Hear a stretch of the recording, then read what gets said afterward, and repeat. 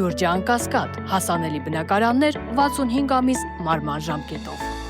Վարչապետ Նիկոլ Փաշինյանը խոսելով Ադրբեջանի հետ հարաբերությունների մասին շեշտել է, որ Հայաստանը Ադրբեջանին առաջարկում է բացել հորադիս երասխ երկաթուղային կապը, որտեղ եւ Ադրբեջանից Ադրբեջան Հայաստանի տարածքով եւ Հայաստանից Հայաստան Ադրբեջանի տարածքով կարող են իրականացվել բեռնափոխադրումներ։ Անդրադառնալով սահմանազատման աշխատանքներին վարչապետը հայտնել է, որ Երևանի ներկայացրած գրավոր առաջարկին գրավոր պատասխան Բաքվից չի ստացել։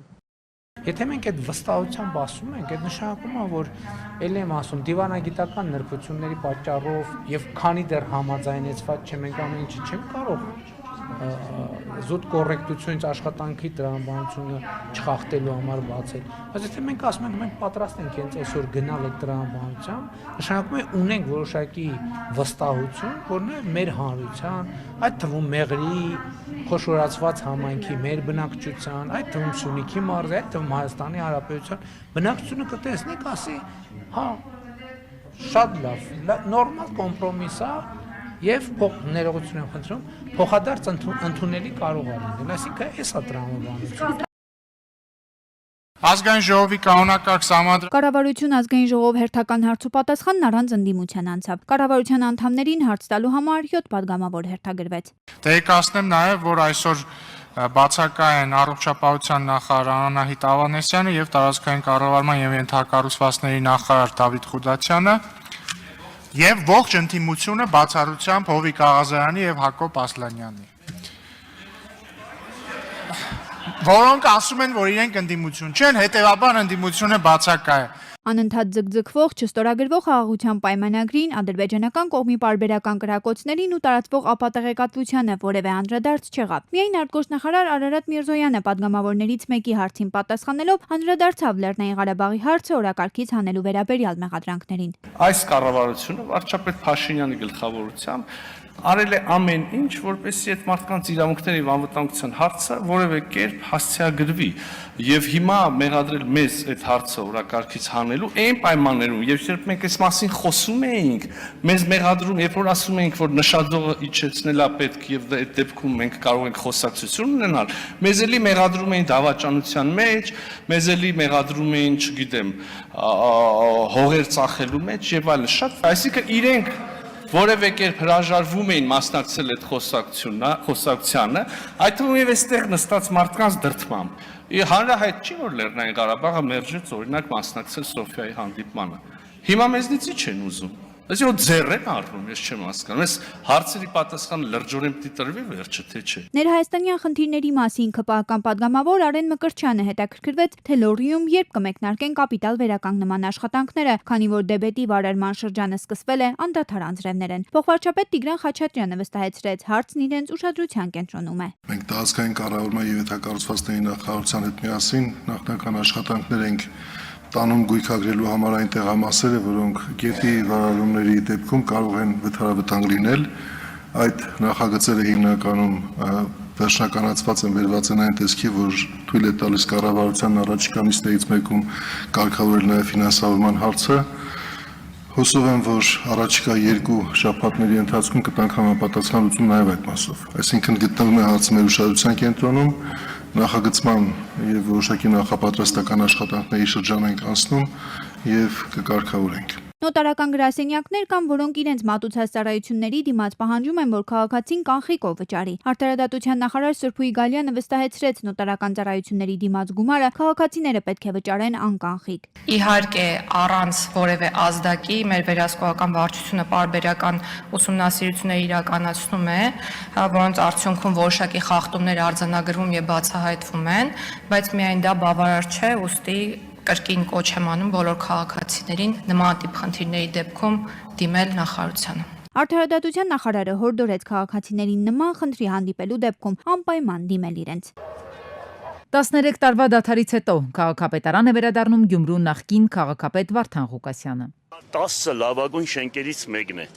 Առաջ 13 տարի ոտք չեմ դրել։ Դեռ ավականու մանդատով է միայն քաղաքապետարան ոտք դնում Ղուկասյանը։ Առաջին նիստը վարողի իրավունքն իրենն է, ավականու ամենատարիքով անդամն է, առաջարկում է աղոթքով սկսել։ Այժմ եւ միշտ եւ հավիտյանս հավիտենից ամեն։ Շնորհակալություն։ 4 քաղաքական ուժ է եկել քաղաքապետ ընտրելու, բացակայ է ամենաշատ 14 մանդատ ունեցող քաղաքացիական պայմանագիրը։ Մայր Հայաստան, մեր քաղաքը եւ Իմ հզոր համայնք խմբակցությունները չառաջադրեցին համայնքապետի իրենց տեխնացուին եւ հայտարարեցին քվեարկելու են ընդդիմադիր դաշտում առավելագույն ձայներ ստացած քաղաքական ուժի օգտին։ Քվեարկելու ենք ընդդիմադիր դաշտում առավելագույն ձայներ ստացած քաղաքական ուժի օգտին։ Քվեներով ապահովելու ենք ընդդիմադիր քաղաքապետի տեխնացուի ընտրությունը, որովհետև վստահորեն պնդում ենք, որ դա է պահանջում այսօր պետության առավելագույն շահը։ Պարտադիր քվեարկելու ենք ընդդիմության միասնական տեխնացուին։ Այս ընթացքում Facebook-ում հայտարարություն տարածեց նաև նիստը բոյկոտած իշխող ուժի ցուցակը գլխավորող Սարիկ Մինասյանը, որ հիմա ավականու մանդատ ունի։ Մինասյանը ձևակերպել էր, թե ստեղծված վիճակում Գյումրու կառավարումը դատապարտված է ձախողման, ճգնաժամն անխուսափելի է։ Ձեր սխալ քայլի հետևանքը ձեր երեխան ու անձամբ դուք եք կրելու, որքան էլ խուսափեք այդ պատասխանատվությունից։ Հանուն Գյումրու եւ Գյումրեցու պետք է գնալ նոր արտահերթ ընտրությունների։ Մինասյանի արտահերթի գնալու կոչին զուգահեռ քաղաքապետարանի նիստերի դահլիճ եկած 18 նորընտիր ավականիները միաձայն ընտրեցին միայն տեխնացուին Վարդան Ղուկասյանին։ 0 դեմ։ Կոմունիստական կուսակցությունը ներկայացնող Ղուկասյանը 5-րդ անգամ կգլխավորի քաղաքը, ասաց անհրաժեշտ սուբորդինացիան կպահպանի իշխանության հետ աշխատելիս, եթե լինի փոխադարձ մոտեցում։ Լրագրողները հետաքրքրվում են, ինչ կլինի, եթե քաղաքացիական պայմանագրի անդամները այդպես էլ մյուս նիստին չներկայանան։ Բա հիմա ո՞նց ընդունեցինք։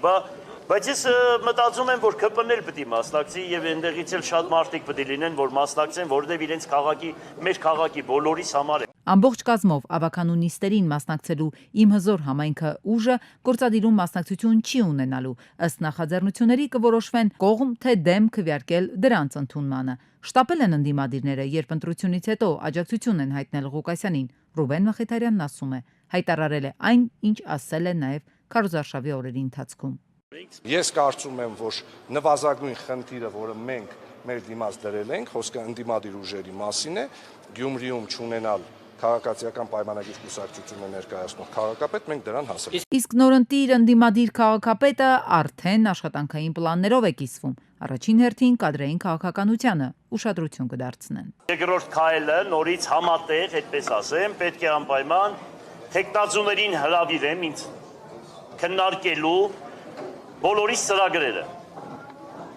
Եվ վերջում ընդանուր հայտարարի գալուց հետո, ուրեմն անցնելու ենք մեր ծրագրերի իրականացմանը։ Նիստերի դահլիճից անմիջապես քաղաքապետի սենյակ դեռ չի բարձրանում Ղուկասյանը, հուշում են երթնակալությունից հետո։ Այն ապրիլի 19-ին տեղի կունենա։ Շնորհակալություն եւ բարձր գնահատանք եմ հայտնել Սլովենիայի դիրքորոշմանը հայտարարությանը կապված Հայաստանի եւ Ադրբեջանի միջև խաղաղության համաձայնագրի տեքստի համաձայնեցման հետ։ Նաեւ ներկայացրել եմ գործընթացի վերջին զարգացումները։ Այս մասին Սլովենիայի փոխվարչապետ արտաքին եւ եվրոպական հարցերի նախարար Տանյա Ֆայոնի հետ համատեղ ասուլիսի ժամանակ ասել է Արարատ Միրզոյանը։ Հույս ունենք, որ Հայաստանի խաղաղության օրակարգը կսկսի շոշափելի պտուղներ տալ։ Այդ դեպքում մենք իհարկե կարիք չենք ունենա մի միջազգային ֆորմատի, որը կոչված է զբաղվել այդ հակամարտությամբ օրինակ, հետեւաբար Մինսկի խմբի գոյությունը իսկապես ոչ մի հավելյալ արժեք չի տա եւ հակառակը կարող է նույնիսկ հակառակ ազդեցություն ունենալ կարգավորված հակամարտության պարագայում, ստորագրված համաձայնագրի պարագայում։ Ապրիլի 16-ին Հայաստանի Հանրապետության անվտանգության խորհրդի քարտուղար Արմեն Գրիգորյանը Բրյուսելում մասնակցել է Rasmussen Global խմբի կողմից կազմակերպված խաղաղության խաչմերուկ թեմայով քննարկմանը, որին ներկա էին Եվրամիության կառույցների եւ անդամ երկրների բարձրաստիճան պաշտոնյաներ, փորձագետներ։ Քննարկման առանցքում են եղել Հարավային Կովկասում խաղաղության հաստատման ուղղված քայլերը, ինչի շրջանակում անվտանգության խորհրդի քարտուղարը ներկայացրել է Հայաստանի կառավարության կողմից գործադրվող շարունակական ջանքերը։ Անդրադարձ է կատարվել խաղաղության խաչմերուկ նախագծին եւ ընդգծվել նախագծի կարեւորությունը որպես Եվրոպան Ասիային կապող կարեւորագույն հանգույց։ Հայաստանի Հանրապետության քաղաքացիություն ստանալու դիմումների աճ ունենք, որ վերջին 3 տարիների կտրվածքով կարելի է ասել եռապատկվել է, տարեկան կտրվածքով անցնելով 20,000-ը։ Այս մասին խորհրդարանում հայտարարել է ներքին գործերի նախարար Արփինե Սարգսյանը։ Սա բավական դրական ցուցանիշ է։ Մենք նաև սրան զուգահեռ խնդիր ենք ունեցել հասկանալու, թե ինչպես կարելի է ավելի թվայնացնել այս գործընթացը։ 24-25 թվականների կտրվածքով ընդունվել է քաղաքացիության ոլորտի փոփոխությունների հսկայածավալ փաթեթ, որը մեզ թույլ կտա ամբողջովին թվային հարթությունում իրականացնել դիմումների ընդունման ամբողջ գործընթացը։ Եվրամիությունը պատրաստվում է բարելավել վիզային ռեժիմի չեղարկման իր մեխանիզմն այս տարի հեշտացնելով Բրյուսելի համար առանց վիզայի ռեժիմի չեղարկումը 61 երկրների քաղաքացիների համար, որոնք ներկայում օգտվում են այդ իրավունքից։ Այդ թվում Արևմտյան Բալկաններից անդամակցության բոլոր թեկնածուների, ինչպես նաև Վրաստանի, Մոլդովայի եւ Ուկրաինայի, գրել է Ռադիո Ֆրի Եվրոպայի գլխավոր խմբագիր Ռիկարդ Յոզվյակը։ Ավելի քան 75 երկիր պատրաստակամություն է հայտնել բանակցել Ամերիկայի հետ ամերիկյան կողմից սահմանած մաքսատուրքերի հարցով։ Այս ֆոնին Ամերիկայի նախագահի վարչակազմը կարող է մինչև 245% մաքսատուրք սահմանել Չինաստանից ներմուծվող ապրանքների վրա, ասվում է Սպիտակ տան մամուլի հաղորդագրության մեջ։ Նշվում է, որ Թրամփը մաքսատուրքեր է սահմանել այն երկրների նկատմամբ, որոնց հետ Ամերիկայի Միացյալ Նահանգները ունի ամենամեծ առևտրային դեֆիցիտը, որպեսզի հավասարեցնի խաղի կանոնները եւ պաշտպանի Ամերիկայի ազգային անվտանգությունը։ Իր պատասխան գործողությունների հետևանքով Չինաստանն այժմ սպառնում է Ամերիկայից ներմուծվող ապրանքների մաքսատուրքերի մինչև 245%-ի չափով, ընդգծել է Սպիտակ տունը։ Իրանի արտաքին գործերի նախարար Սեյեդ Աբբաս Արաղչիի Ռուսաստանի Դաշնության այցի նպատակը երկրի գերագույն առաջնորդ Այաթոլլա Ալի Խամենեիի գրավոր ուղերձը Ռուսաստանի Դաշնության նախագահ Վլադիմիր Պուտինին փոխանցելն է։ Այս մասին հայտնել է Մեհեր գործակալությունը։ Ավելի վաղ Իրանի արտաքին գործերի նախարարը հայտնել էր, որ արտաքին դիվանագիտական գերատեսչության ղեկավարը շաբաթվա վերջին կայցելի Մոսկվա, քննարկելու Օմանում Ամերիկայի Միացյալ Նահանգների հետ ոչ ուղիղ բանակցությունների արդյունքները։ Վրաստանի նախագահ Միխայիլ Կավելաշվիլին Բաքվում է պաշտոնը ստանձնելուց հետո սա Վրաստանի նախագահի առաջին օտարերկրյա այցն է։ Կայացել է Ադրբեջանի եւ Վրաստանի նախագահների դեմ առդեմ հանդիպումը։ Վրաստանի նախագահը հանդիպել է Ադրբեջանի վարչապետ Ալի Ասադովի հետ։ Հանդիպանը քննարկվել են երկրների միջև ռազմավարական գործընկերության հիմնական ուղղությունները, ինչպես նաև առևտրատնտեսական հարաբերությունների խորացմանն ու տարածաշրջանային համատեղ նախագծերի զարգացմանն առնչվող հարցեր։ Պերուի նախկին նախագահ Օլյանտա Հումալան մեղավոր է ճանաչվել փողերի լվացման եւ դատապարտվել 15 տարվա ազատազրկման։ Մեղավոր է ճանաչվել նաեւ նրա կինը Նադին Էրեդյան, որը Հումալայի հետ միասին հիմնել է ազգայնական կուսակցությունը։ Նա նույնպես մեղավոր է ճանաչվել եւ դատապարտվել եւս 15 տարվա ազատազրկման։ Նշվում է, որ նախընտրական քարոզարշավի ֆինանսավորման նպատակով նրանք ապօրինի միջոցներ են ընդունել բրազիլական մեծ շինարարական ընկերությունից։ Հումալան ու նրա կինը հերքել են իրենց վերագրվող մեղքը։ Տեսախցիկը ֆիքսել է, ինչպես են փղերը Կալիֆոռնիայի կենթանաբանական այգում երկրաշարժի ժամանակ արագ հավաքվում եւ շրջապատում իրենց միակ ձագին։ Եթե չլիներ Արարատը, չէր լինի Հրազդան մարզադաշտը։ Եթե չլիներ Հրազդան մարզադաշտը, չէր լինի Արարատ ֆուտբոլային թիմը։ Այսպես էր մարզադաշտի համահեղինակ ճարտարապետ Գուրգեն Մուշեղյանը նկարագրում մարզադաշտի ճակատագրական դերակատարությունը։ Նրա 90-ամյակի արդիվ էլ հայերեն հրատարակեցին Հրազդան ստադիոն գիրքը, որը Կարեն Բալյանն է հեղինակել։ Սա նոր շունչ կտա, որպեսզի մենք նորից խոսենք ստադիոնի մասին, խոսենք նրա մասին, որ նա պետք է լինի վերակառուցված, վերանորոգված եւ ծառայի մեր հանրությանը, ինչպես նա ստեղծվել է եւ ինչի համար նա ստեղծված է եղել։ Շնորհակալության խոսքերս եմ ուզում արտահայտել Նյումագին, Արտակ Ալեքսանյանին անձամբ, այսպիսի հոգատար եւ բարձր պրոֆեսիոնալ որակի գործի համար եւ Կարեն Բալյանին, որը գրեց այս գիրքը։ Գուրգեն Մուշեղյանի, Կորյուն Հակոբյանի եւ Էդուարդ Թոսունյանի ստեղծած ասիմետրիկ երկհարկանի տրիբունաներով բացառիկ կառույցը 70-ականների հայկական մոդեռնիստական ճարտարապետության իսկական գլուխգործոց է։ Հրազդան գետի լանջին է, այստեղից էլ անունը։ Պաշտոնապես բացվել է 71-ին 70,000 հանդիսատես ունեցող ստադիոնը ազգային սպորտային հզոր կառույց դարձավ։ Խորհրդահայ մոդեռնիզմի մասին գրքի հրատարակումը շատ կարևոր է, հատկապես Հրազդան մարզադաշտի մասին, որը ժամանակին ստացել է բոլոր գլխավոր մրցանակները։ Ինքը ոչ միայն արտառոց է Երևանի եւ Հայաստանի համար, այլև ամբողջ հարավային Կովկասի համար, որովհետեւ շատ ներդաշնակորեն ինտեգրված է Հրազդանի կիրճին, այսօր էլ կարող է ծառայել մեր ֆուտբոլիստներին։ Չնայած իր պատմական նշանակությանը Հրազդանը այսօր ըստ նշանակության չի շահագործվում, նախատեսում են այն քանդել։ Գիրքը բարձրաձայնում է կարևոր հարցեր, ինչու խորհրդահայ մոդեռնիզմի այս գլուխգործոցը դուրս մնաց մշակույթի անշարժ հուշարձանի կարգավիճակ ունեցող կառույցների ցանկից, ինչու այնտեղ այլևս ֆուտբոլ չեն խաղում եւ արդյոք հնարավոր է կանխել կառույցի քանդումը։ Համաշխարհային որակների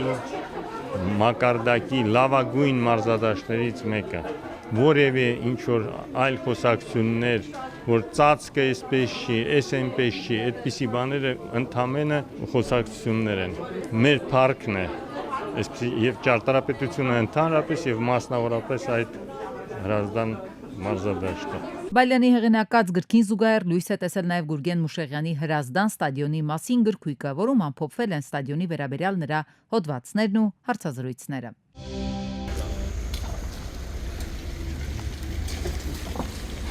Փոսարատ այս ճանապարհը դեպի Արին Բերդ է տանում։ Մոտ 2 կիլոմետրանոց ճանապարհահատվածում փոսերն այնքան շատ են, որ վարորդները հաճախ չեն կողմնորոշվում, որ մեկից ավելի լավ կլինի խույս տալ։ Սկսում են երթևեկել հանդիպակաց։ Փոսերը չէ։ Նայ փոսերը որ մեկից փախցնի։ Սովետական ժամանակները ֆիգուրի կատանյակա։ Հա։ Զայրացած վարորդների խոսքով ամեն օր տասնյակ մեքենաներ են այդ հատվածում վնասվում, վիճակը կրիտիկական է դառնում անձրևների ժամանակ, հսկա փոսերը ջրով են լցվում, սա քիչ է, գիշերային ժամերին էլ արտաքին լուսավորություն չի լինում։ Քանակ ամես կոդրե ավտոտ։ 2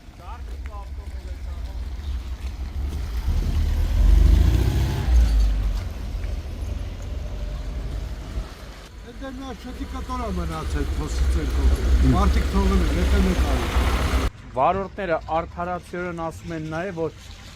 եթե վճարումները կատարում են գույքահար, ավտոմեքենայի տեղ տեխնիկական զննության համար վճարումները կատարում են, դրա փոխարեն իշխանությունները ոչ մի միջոց չեն ձեռնարկում, որպեսզի վերջապես այս տարածքը ասֆալտապատ են։ Քաղաքային իշխանությանն են դիմում մասնավորապես Տիգրան Ավինյանին կոչ անում ընտրությունների քարոզարշավի ընթացքում հնչեցրած մտքերին տեր կանգնել, լինել քաղաքացիների կողքին ու իրենց բարձրացրած հարցերին լուծում տալ։ Այս դեպքում այդ հատվածը կարճ ժամանակում ասֆալտել։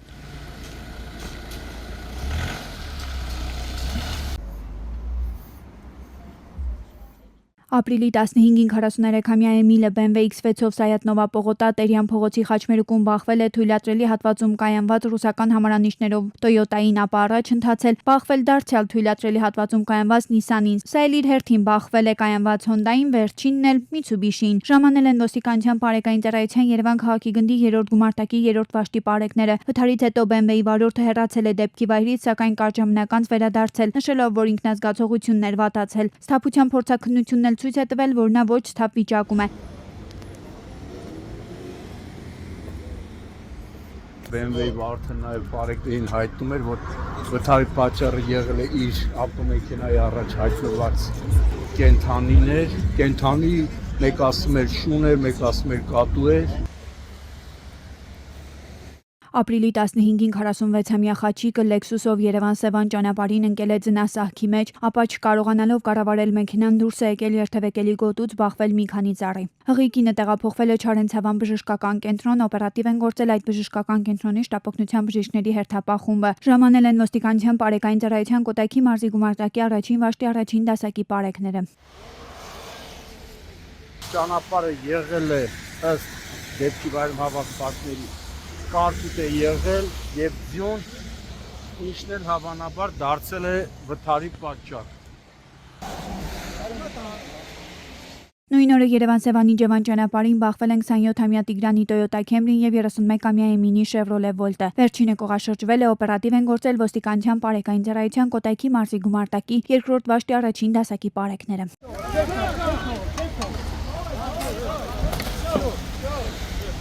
Ըստ նախնական տեղեկությունների բարեբախտաբար ուժասեր չկան։ Ապրիլի 13-ին Երևան-Մեղրի ճանապարհին բախվել են 51-ամյա Հունանի Opel Vectra-ն եւ 53-ամյա Մարատի Vaz 2109-ը, 4 հոգի տեղափոխվել են Եղեգնաձոր բժշկական կենտրոն։ Օպերատիվ են գործել ոստիկանության բարեկային ծառայության Վայոց ձորի մարզի գումարտակի առաջին վաշտի բարեկները։